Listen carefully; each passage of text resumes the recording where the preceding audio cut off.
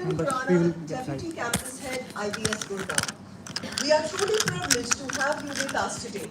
Your presence and perspectives will undoubtedly enrich the conversations and leading that to unfold throughout the conference today. The theme for this year's conference, Management Imperatives for Organizational Success, Transformation through Technology and Innovation, is both timely and critical. Technological transformation is reshaping organizational practices, intellectual strategic decision-making, and driving innovation across sectors. Today's deliberations, through 5 technical sessions, will explore these developments and their implications for future-ready management.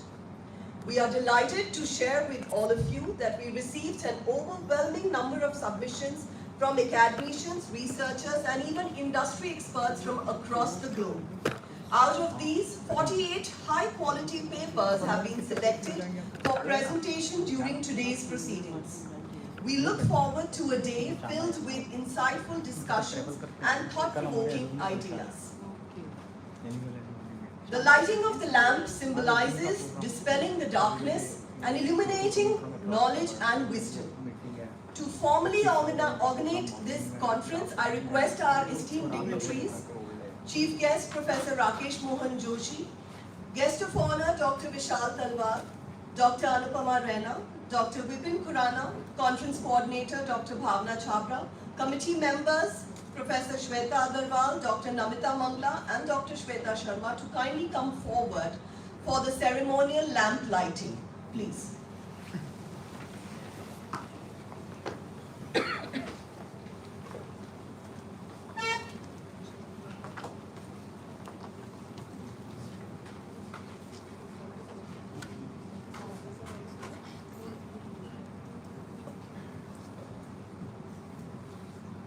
May we also request our technical chair, Mr. Anil Ota, to kindly come.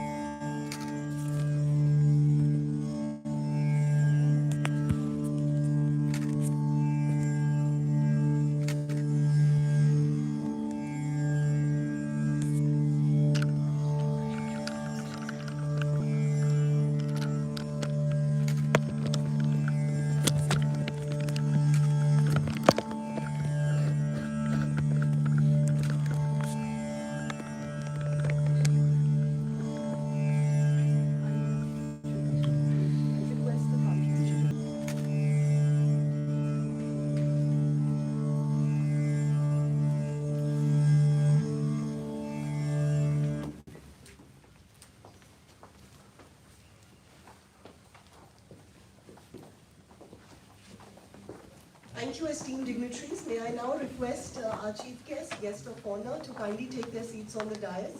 I request Dr. Raina, Dr. Vipin Khurana, and Professor Bhavna Chhabra to also kindly join.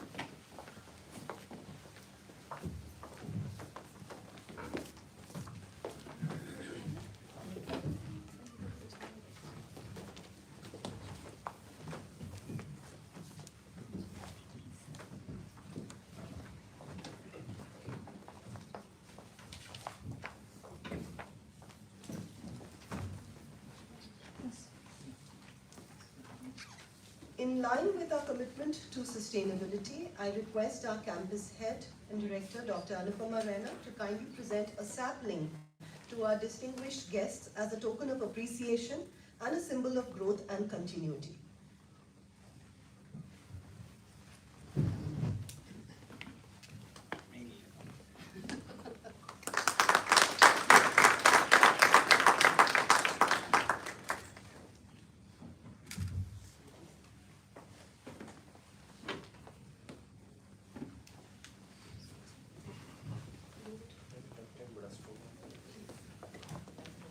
I request you to kindly present it to Vishal Talwar sir also. Thank you.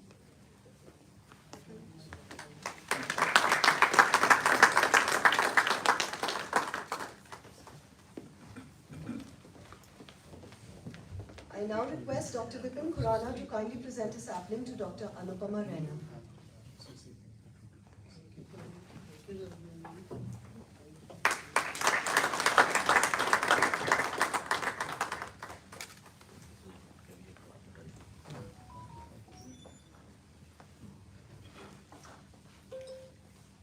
inviting Dr. Rena to address the gathering, a brief introduction about her.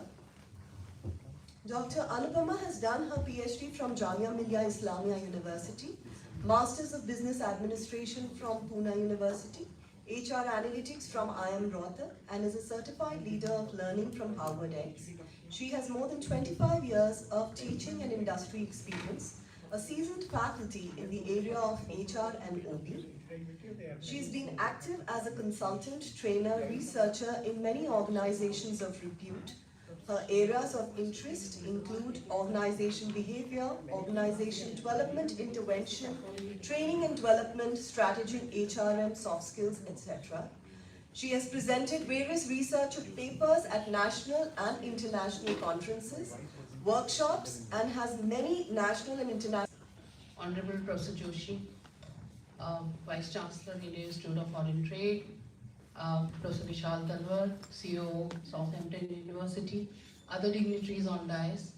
First of all, thank you so much, sir, for accepting our invitation. I know both of you have been very, very busy.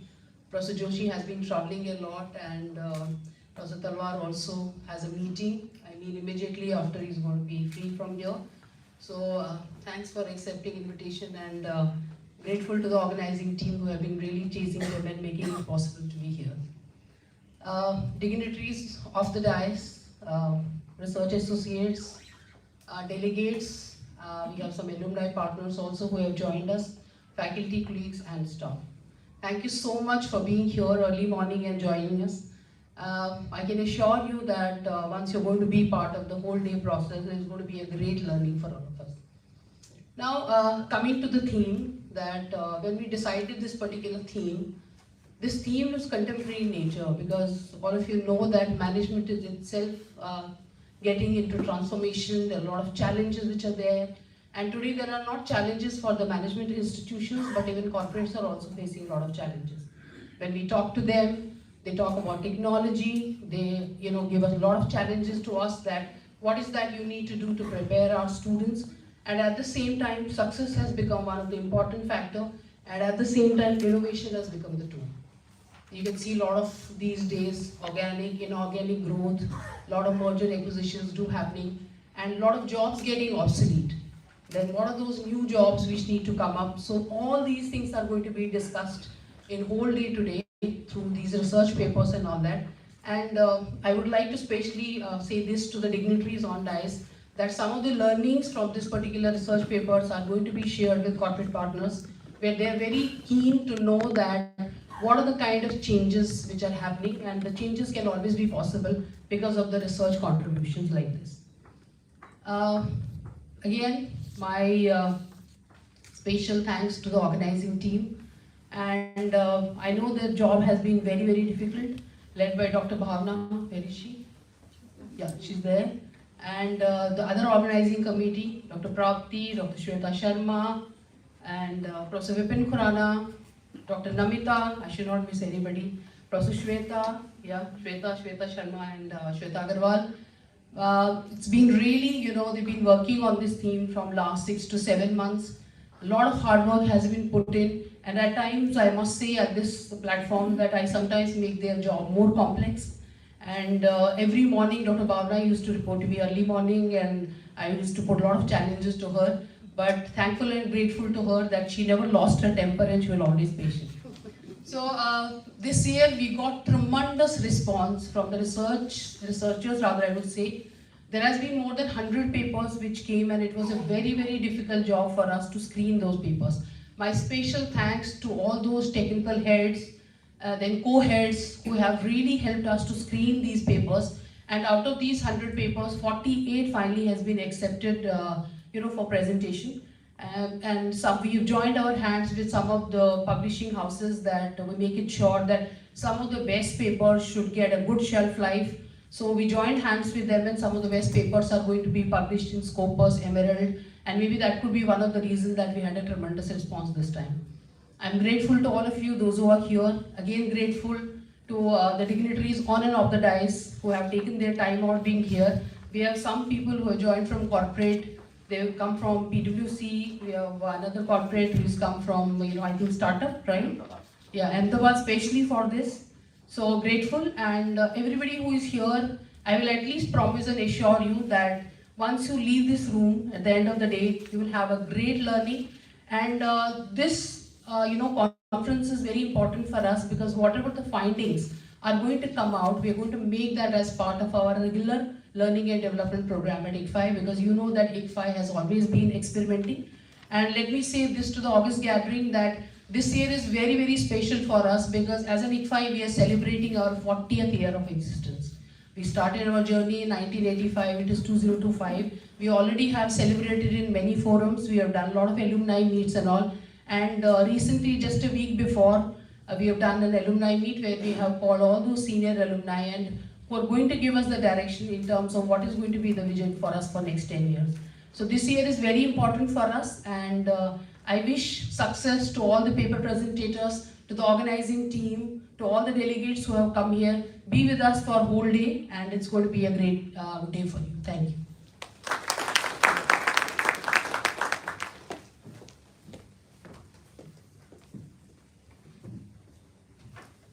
Thank you so much, ma'am. I take this opportunity now to share with you the illustrious profile of our chief guest, Professor Rakkesh Mohan Jooshi. So we are honored to have you at our campus today. A distinguished academician, eminent author, globally recognized expert in international trade and management. Sir currently serves as a Vice Chancellor at Indian Institute of Foreign Trade in New Delhi. Previously, Sir was Director at the Indian Institute of Plantation Management, Bangalore. He's also been a key member of several influential national, international boards and councils. Jooshi Sir's academic credentials reflect a commitment to lifelong learning and excellence.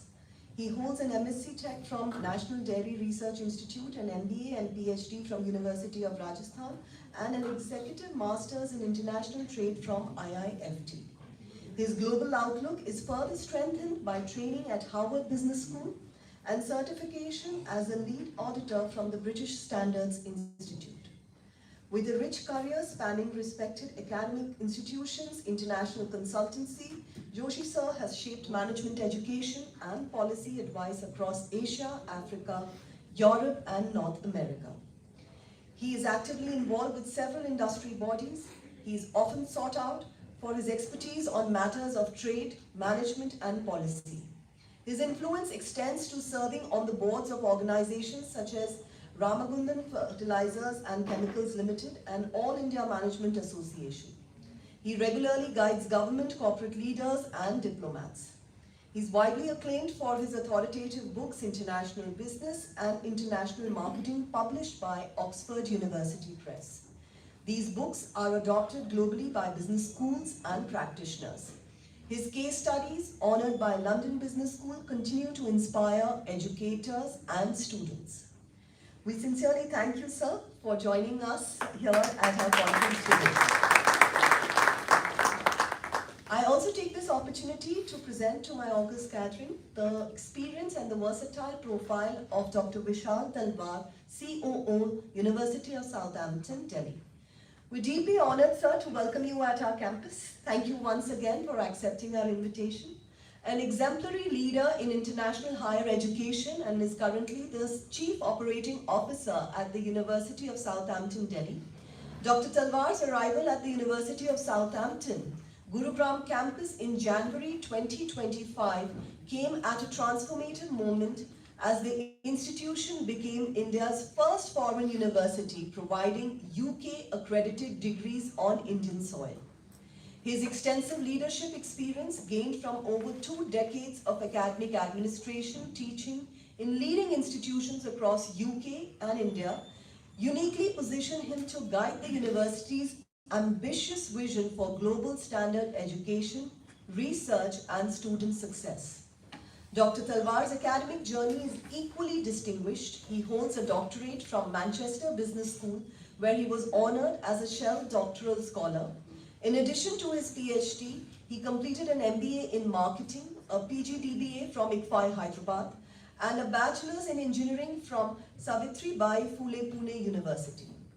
This strong educational foundation has empowered him to infuse academic rigor and research orientation into every role that he has undertaken. Before taking up his current role at the University of Southampton, Dr. Talwar served as director at IMT Ghaziabad, enhancing the institute's academic quality and strategic industry engagement. He's also been a dean at BML Munjal University, assistant dean and head of campus at SP Jain School of Global Management, and a distinguished faculty member at renowned UK institutions such as Henley Business School, the London School of Economics, and Manchester Metropolitan University. These cumulative experiences have allowed Dr. Talwar to develop a cross-continental perspective, blending British and Indian best practices for management education and student development. Throughout his career, Dr. Talwar has been recognized for his dedication to teaching excellence and academic innovation. He has served as an advisor to prestigious accreditation bodies like AACSB and NABET, and has received accolades such as the Silver Medal Finalist Honour from the Market Research Society UK and Excellence in Teaching and Learning Award at Henley Business School. Renowned as a thought leader and inspiring mentor, Dr. Talwar is a frequent speaker at national and international education forums and remains committed to advancing research-intensive learning, holistic student growth, and employability. Today, we are really privileged, sir, to welcome you at our campus, and thank you for again accepting our invitation. Dr. Vishal Talwar has an important meeting to attend at 11 o'clock, and with the permission of the chief guest, I request now Talwar sir to kindly take over and deliver his address. Thank you.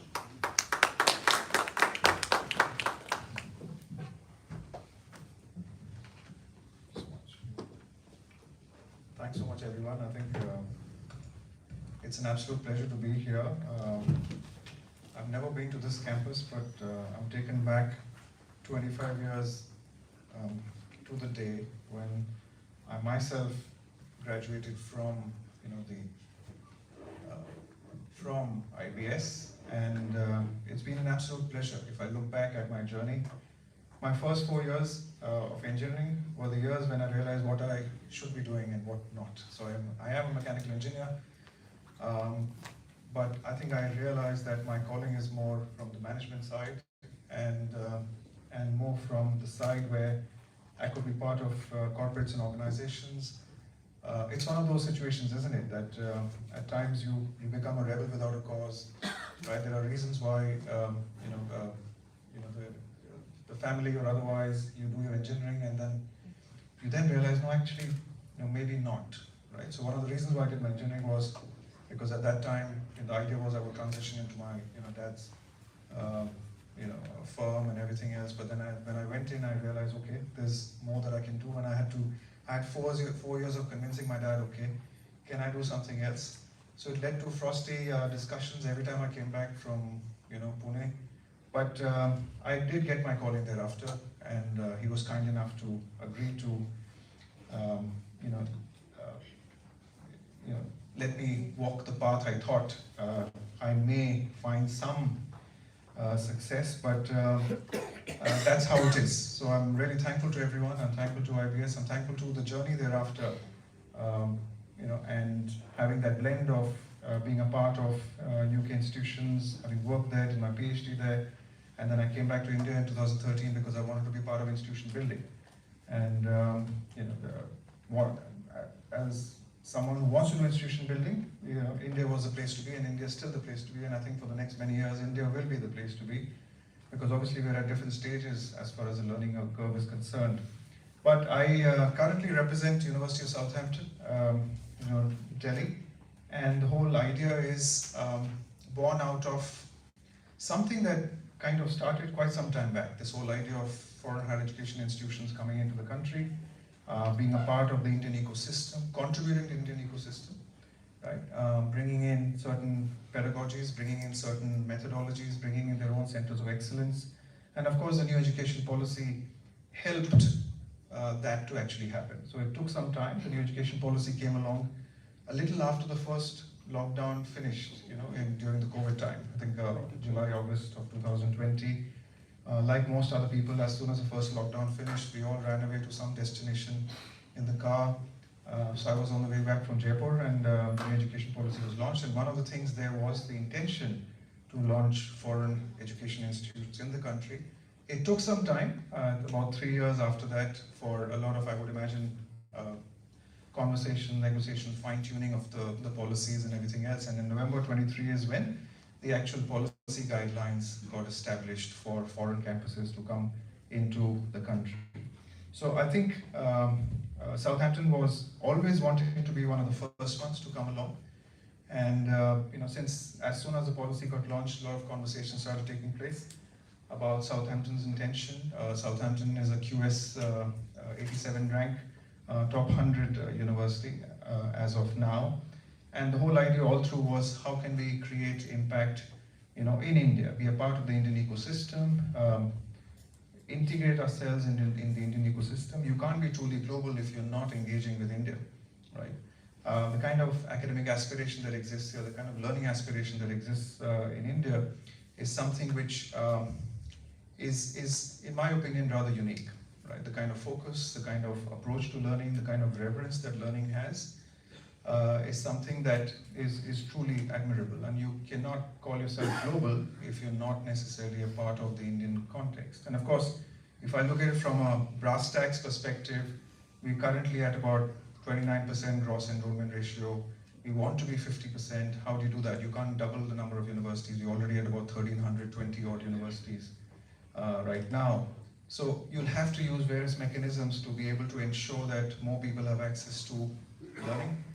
And so the different mechanisms. One is the online mode, blended mode, a lot of impetus on distance learning that the Indian government has come up with. But at the same time, are different avenues for granting more access to learners across the country. And I think in August of 24 is when we got our LOI, the letter of intent, and that's when we started the whole preparation process.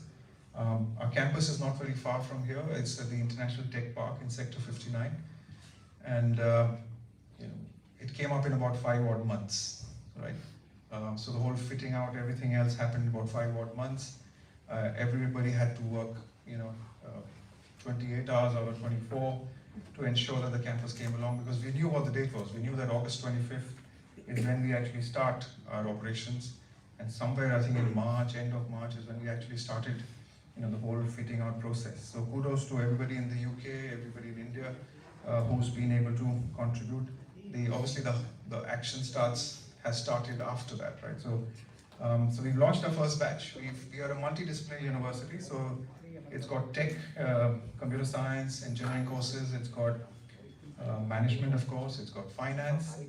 But equally important is an integration of what we call as arts and technology. So we have a course called creative computing, wherein you kind of marry fine arts with technology. You marry fine arts with coding, with algorithmic thinking, all that. So I think these are courses that we believe can obviously create a lot of impact in India, and that's why we've launched here. Of course, Southampton UK has 200 courses. We right now have 10 courses. So there's a way to go, but there's obviously a plan and a vision to be able to achieve whatever we would like to achieve. Now, coming back to the theme of today's discussion, well, quite frankly, this is the theme not of the hour, but of another 2-3 generations as we go ahead, right? We've been talking about it. We've been talking about it more now because post-COVID, a lot of the acceleration has taken place in terms of digital transformation. Even the course I just spoke about is actually a manifestation of the digital transformation that you actually see, right? Students ask me, what can I do with a course like creative computing? I said that when you're trying to create a sonata out of 1,000 drones in the sky, you need a combination of creativity and technology, right? So it's a very simple example. So the whole idea here is to contribute to the higher education ecosystem, the country, create the partnerships, be a part of the Indian system. We're an international branch campus, but completely rooted into the Indian ethos.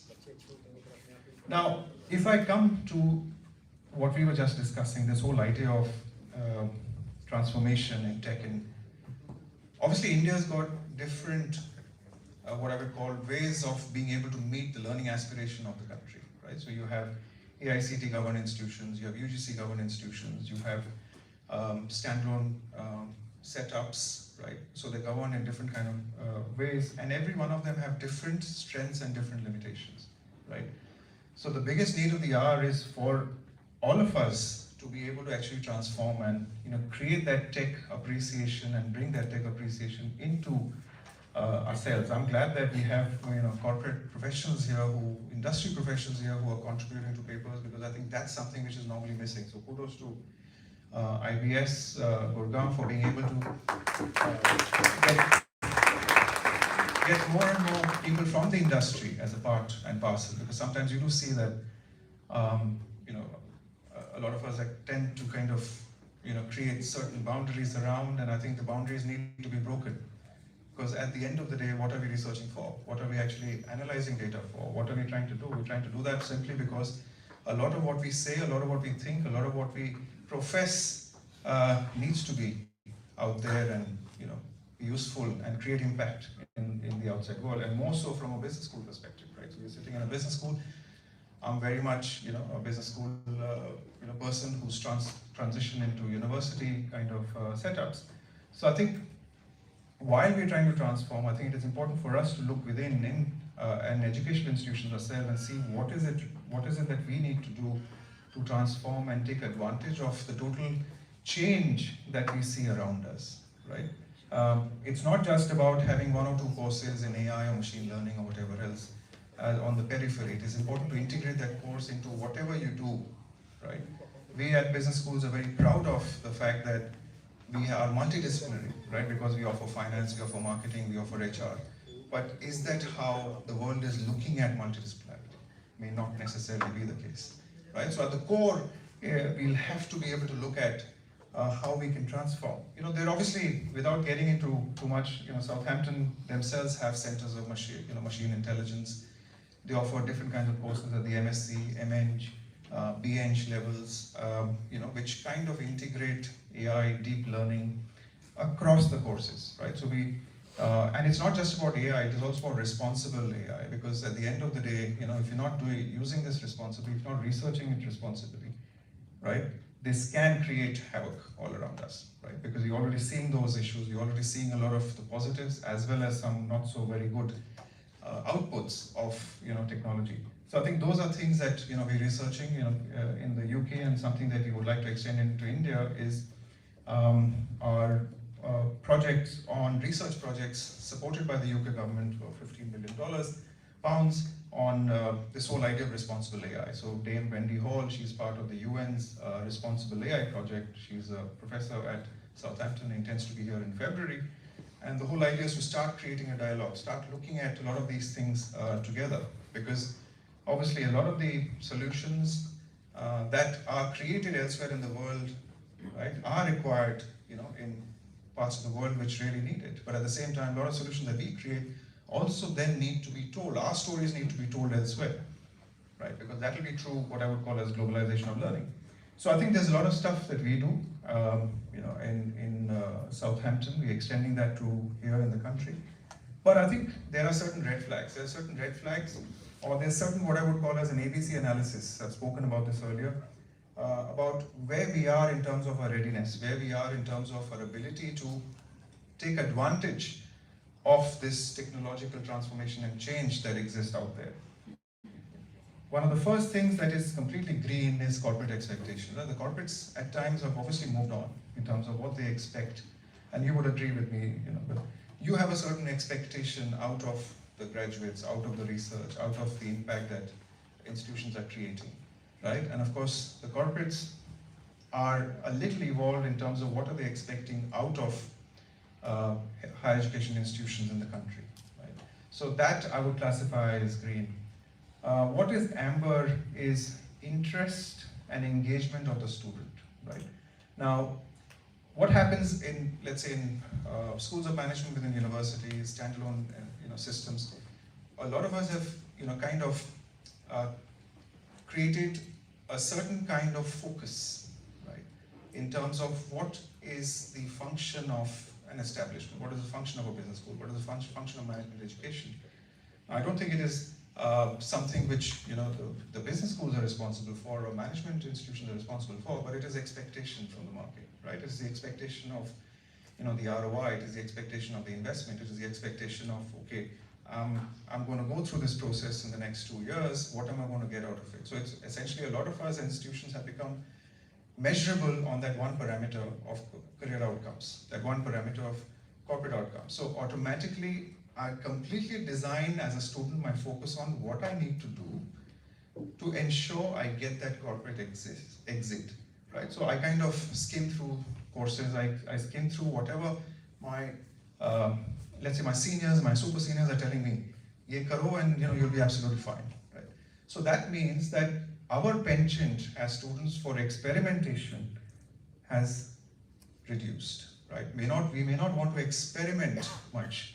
And when I talk about transformation, when I talk about tech, when I talk about this whole idea that a university system or an institution offers you a basket of courses where you can experiment, right? But we are completely focused on credits, right? The student is completely focused on credits, not necessarily on experimentation.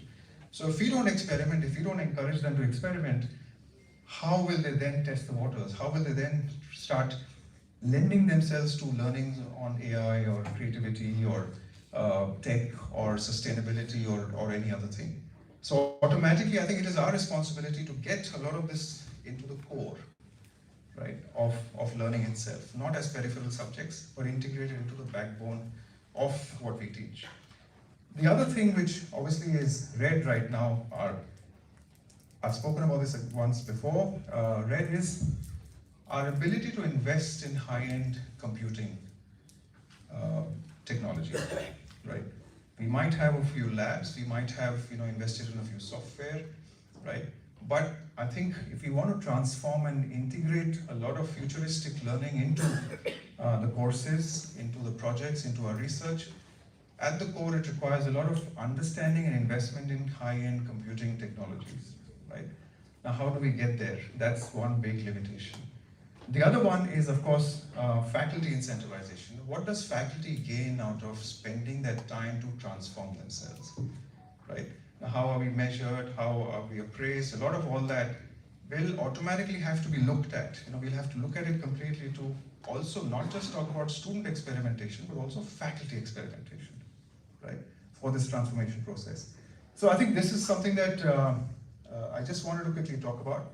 It's early in the morning and it's good in a way that I've spoken before, sir, because he's someone who obviously I've seen him dazzle the crowd and he'll be next. So thank you so much for giving me the opportunity. I wish everyone all the best. Right? Thank you, Dr. Anna, and your entire team to invite me here. I'll be more than happy to be invited again if you wish so. And but I wish everyone great success. Right? I think India needs a lot of models which are serving the Indian context. Right? I think we've obviously been adopting, adapting, leaning on a lot of models and frameworks that have existed for a long time. We still talk about the Henderson Matrix, 1969-70, but I think it is about us coming out with our own frameworks, that serve a nation of 1.4, 1.5 billion. I know a lot of you here are, I guess, responsible for that. So thank you so much.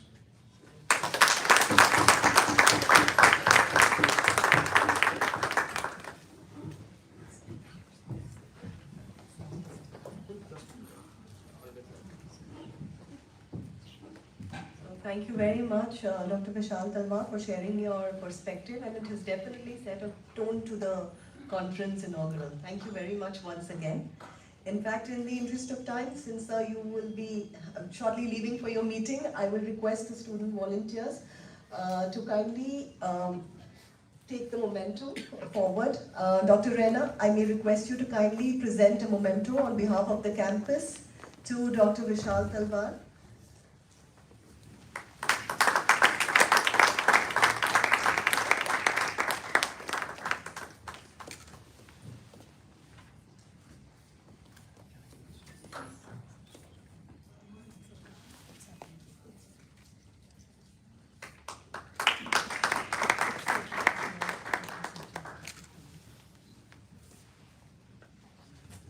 Thank you so much. And now I request our chief guest, Jooshi sir, to kindly come forward and share his insights on the theme of the conference today. Sir, over to you. Thank you, Prof. ji. Distinguished guests, Dr. Vishal, Dr. Anupama, Dr. Bhavna, and Dr. Vipin, and more importantly, the distinguished participants of the workshop. Thank you, Shalini ji, you invited me, and you feel very happy when you find you are a student. Dr. Ghosh, so thank you so much for calling me. I think you people are brightest of the bright because you have chosen the topic of the transformation through technology and innovation. Now I think the people in my age and many of you could be a part of that everybody is looking at transformation. Thank you so much that you look transformation by technology and innovation. So you are far ahead of the most powerful man on the earth who is looking transformation by using 16th century tactics to solve 21st century problems.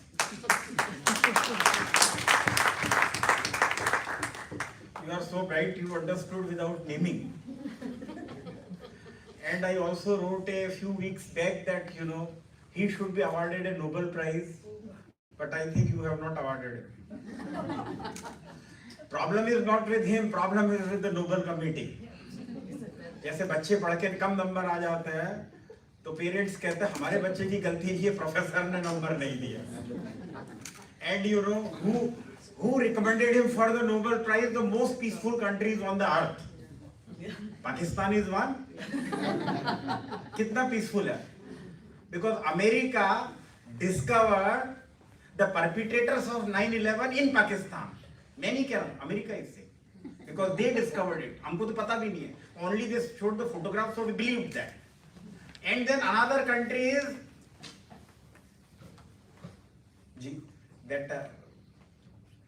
Israel. Jerusalem. Israel तो कितना peaceful है आप देखिए. एक अच्छी भली colony थी. एक साहब मिले वो प्राइस वाटर हाउस कौन थे? अनिल जी. हाँ. Do you know the BCG made a plan how to level up a very residential colony by bombs and make it an amazing business center. उन्होंने प्लान बनाया. Sir, are you referring to West Bank? हाँ, I'm referring. अरे आप छोड़ दो, आपके लिए तो मैंने कहा ही नहीं यार. It is BCG, West Bank, America. I will not talk anything on India. वो एक अलग बात है कि भारत सरकार is more dependent on big force now for research than they depend on us. और दूसरा, like I think you know it better, कि हमारे यहाँ जैसे बाजार में सरोजनी नगर में हम सामान खरीदने जाते हैं तो एक्सपोर्ट क्वालिटी का माल है और कई जगह इंपोर्टेड माल मिलता है तो इंपोर्टेड माल को हम ज्यादा अच्छा मानते हैं देन द डोमेस्टिक माल. My problem is I am born in India and still in India. लेकिन if you are exported for some time to some of the foreign destination and come back then you are considered to be brighter. ऐसा मुझे लगता है. I may be wrong. Incidentally I chaired the committee UGC committee for entry of the foreign educational institutes in India. तो मैं बहुत I had a big discussion and I'm so happy that Southampton is the first which came here. So it is perceived that they will bring a lot of knowledge which we do not have. तो क्या लाएंगे वहाँ से? तो English लेके आएंगे. Let me tell you the total population of Britain is 6.5 crore. हमारी population 146 crore है कि नहीं है? Even 20% people in this country knows English. We have got 3 times more people who are better in English than all of Britain. America तो छोड़ दीजिए. Count कर लो. And in South India, people know at least 3 languages. In whole of Britain, they are monolingual. If you work in it, and it is not only to see India, we have got at least 22 languages, the constitutional languages. पूरी दुनिया में कहीं है कहीं नहीं है. And if you see, we are not only multilingual, but diverse people. America के अंदर एजुकेशन बहुत अच्छी होगी, मैं नहीं मानता हूँ, but they can make only the mediocre people. If you want to be CEO of the biggest organization like Google, Microsoft, You need to be born in India, primary education in India, and then to be exported in America. ऐसा मुझे लगता है. I may be wrong, which Donald Trump thinks every time. And then the solution of the problem is that if you put more tariffs, तो शायद America की economy आगे बढ़ जाएगी. Now politicians have to contest the elections. Now yesterday I was in Andhra Pradesh, the very state where ICFI है. I also had an opportunity to visit ICFI. I was telling her that last week I was with your vice chancellor in a place called Bangalore. है ना, वहाँ पे वो आए हुए थे. तो मैं हाँ. So if you look into that, the Indian system, it is amazing. अभी कोई बात नहीं. I was telling him that 2 weeks back I was in Jaipur for that Britain UK that FTA where I meet some deputy high commissioner of Britain also. I was told 3 universities are coming only in a small enclave in Gift City itself, the British universities. So I think it is good. Why it is good is, एक साहब कह रहे थे कि क्यों आ गए जी, हमको तो काम करना चाहिए. बेंगलोर में था many people से. But why it is good? क्योंकि हम लोग सो चुके हैं. Elephant is sleeping. And they will not wake up unless somebody else comes from outside and wake up. एक तो डोनाल्ड ट्रम्प साहब का मैं इतना शुक्रिया हूँ कि हिंदुस्तान सो रहा था, उन्होंने हमको जगा दिया. When we talk of the self-reliance or स्वदेशी, everybody criticizes us. मैंने तो 7-8 साल पहले लिखा था कि globalisation, I wrote something on the globalization, the myth of globalization.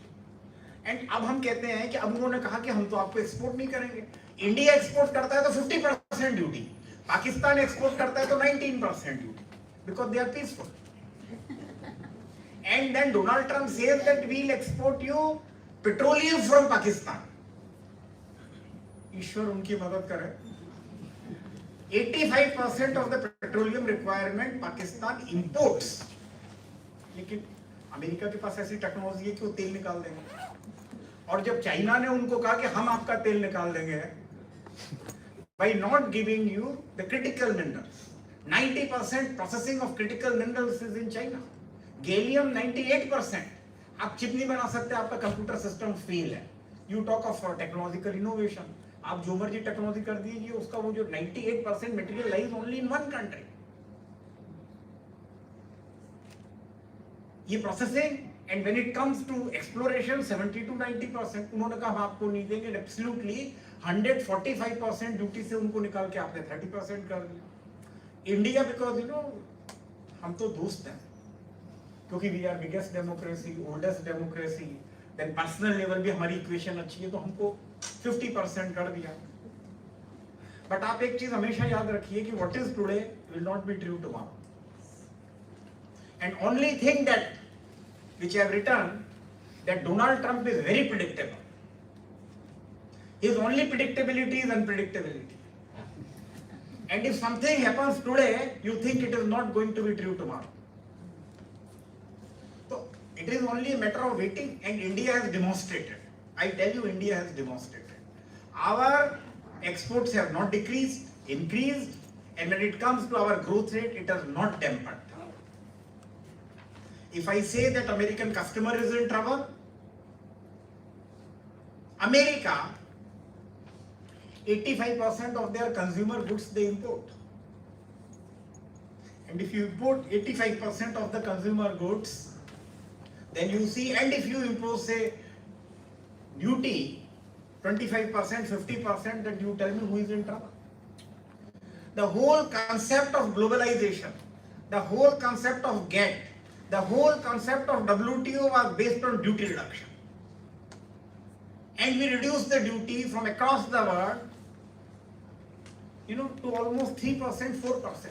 6 months before, the import duty in America, which was 3%, now it has come to 19% average. And you say that India is the tariff king. So you make the judgment. When it comes to opening of the campuses in India, in trade we call it 4 modes of transformation. Number 1 is the cross-border supply. So you are in India having a course, Stanford चलेगा, Harvard चलेगा, कोई third rate university भी America से चलाएगी, तो आप देखोगे, फिर आप हमारे बायोडाटा में लिखोगे कि I got this 1 week course from Stanford. MOOCs has done it. Who benefits? We don't. The second is consumption abroad. The student from India goes abroad and America comes. यहाँ से अमेरिका से कोई बच्चा नहीं आता. What we call as the outward flow of the students. पिछले 12 साल से 40 से 50 हजार के बीच में. And our number, India is the highest supplier of students in America. America आजकल मेरे टारगेट पे है because I love them.